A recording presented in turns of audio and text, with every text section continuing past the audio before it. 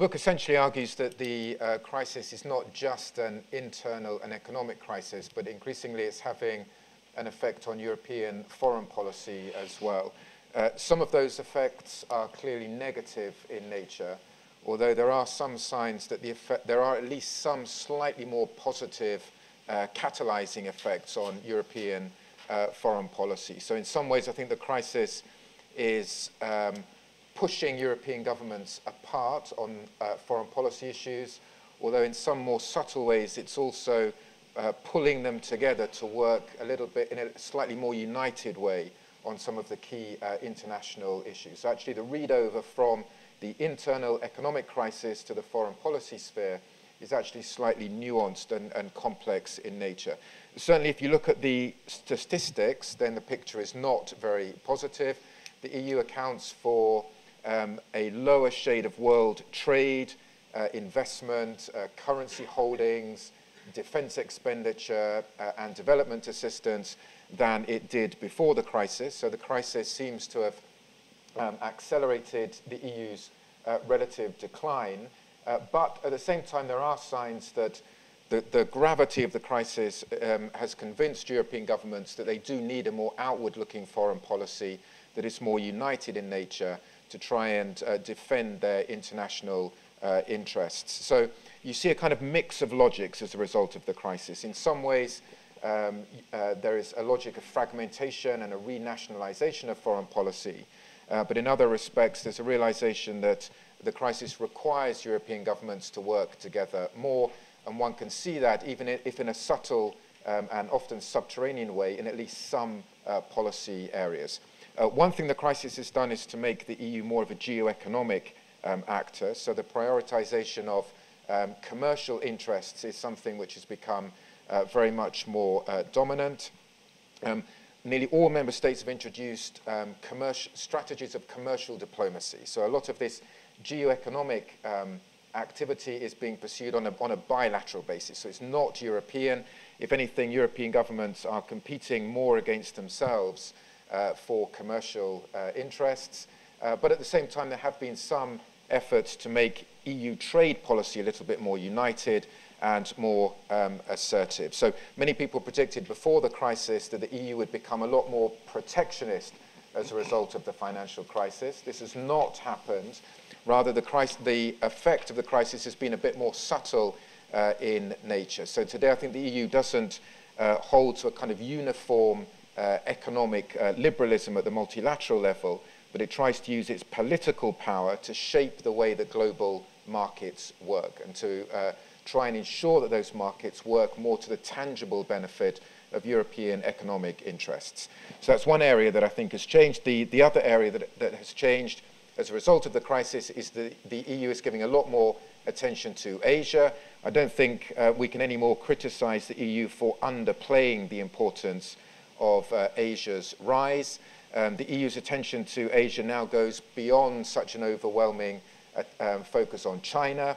It's also not quite as purely commercial as it was before the crisis. So one can see a slightly more mutual interdependence having emerged between Europe and Asia as a result of the crisis. It's clear that in Asia, the EU is not going to be a major security player, but the book argues that the EU does need a slightly more strategic presence in Asia to work on shaping security cooperation in the region in a way that is necessary to underpin these greater commercial interests that the EU has in Asia.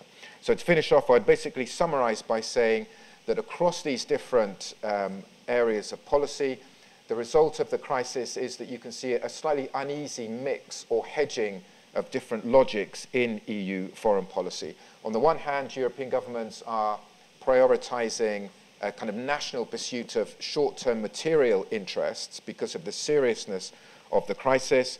But at the same time, at the EU level, you see slightly more effort to defend some of the core principles of the liberal world order that governments now recognize as being more important to defend their longer-term interests. I think balancing these different strategic logics is very difficult, is very uneasy, but it's essentially what the EU is trying to do. I think the question is whether it's doing that in a coherent enough way for this to be a long-term policy of geostrategy? To be squeezed between two academics is slightly daunting. So I'll give a rather more pedestrian take on it. But I think one of the things to do with the question we're asking ourselves today is that foreign policy probably is one of the hardest areas to achieve consensus and integration on. And clearly, short of fiscal policy, I would say that foreign economic policy is somewhat easier. Fiscal policy is as difficult as foreign policy. But I think for Europe particularly, an integrated foreign policy would always have been a challenge, whether we'd had an economic crisis or not, for the very fact of the different countries' historic traditions and interests. So reconciliation of interests, strategic, military, trade, would always, I mean, if you look at even now the negotiations on the transatlantic trade and investment partnership, the different positions that are emerging, or if you look at the solar panels dispute with China, where the Commission rightly was looking at it, and Germany decided to frankly pull the rug out from under the Commission's powers in that regard. So my central proposition is that foreign policy integration would always have been difficult, but I do believe that it became more difficult as a consequence of the events of the last 5 years, and I don't think it's going to actually become easier. And the reason I don't think it'll become easier is because we now have, in many more respects, a multi-speed Europe, and that will make foreign policy integration even harder. Some tangible examples. I was hoping Dr. Young would speak a little bit about Ukraine, but we have seen the last week the events in the Ukraine and the very slightly nuanced disagreements, but nevertheless disagreements between the European, the one thing that we needed was the EU to have unity on this, and it has palpably failed to have unity, although there's still some way to go and it might come. But if you look at 29th August and last year and the Syria debacle, you had, on the face of it, the British government and the French government on the same line, but an exercise of their powers behaving very differently, and Germany some way behind. The Arab Spring overall, Europe has not been a player really in any sense at all. After the military coup in Egypt in the summer, Catherine Ashton got there immediately, spoke to the deposed President Morsi, and then what? Nothing else happened. So they are successes. I mean, there's been Kosovo and Serbia and the agreement there, and Iran. But my argument would be that those two things happened because of their own internal dynamics and not because of EU wisdom or leadership in any spectacular fashion. I think had the EU not been there, perhaps they wouldn't have happened that way, but I was arguing 5 years ago that the only resolution to the Iran standoff with the US was for Iran and the US to have direct talks, and as it turns out, in retrospect, we discovered that there were back-channel talks going on. Of course, the fact that Rouhani was elected made a palpable difference. Likewise, Kosovo and Serbia, the change of leadership in those countries, the obvious merits within the Balkans of people seeing that Croatia had successfully moved over, Slovenia had marched ahead a long time earlier. So I think the question then follows, what do we need to make EU foreign policy better? And of course, there's several ideas here. I mean, we have on the one hand the Eiffel group, who is calling for, in France, calling for absolute complete integration in a core group, in the belief that this integration in a core group with an elected leadership and the European Parliament members forming part of this core parliament. Centre for Reform has done some work on it, Charles Grant's body. You have Germans are thinking along those lines. So there are integrationists within the major players, and the major players, perhaps for the purposes of foreign policy, France, Britain, Germany, and Italy, that has suddenly woken up and discovered its identity again a little bit. But among the major players, there are factors that are pushing for very sharp, deep integration. But you then have the rest of the Eurozone ins and all of the Eurozone outs with very different approaches. And one of the examples of the lack of success is the lack of defense manufacturing integration, the lack of defense integration in any sense at all in terms of consolidation of the sector. Cast your mind back only to last year and the proposed merger between BAE Systems and EADS, and very clear German interests being asserted. I think most Germans would now agree wrongly that they got that wrong and we will have to revisit it.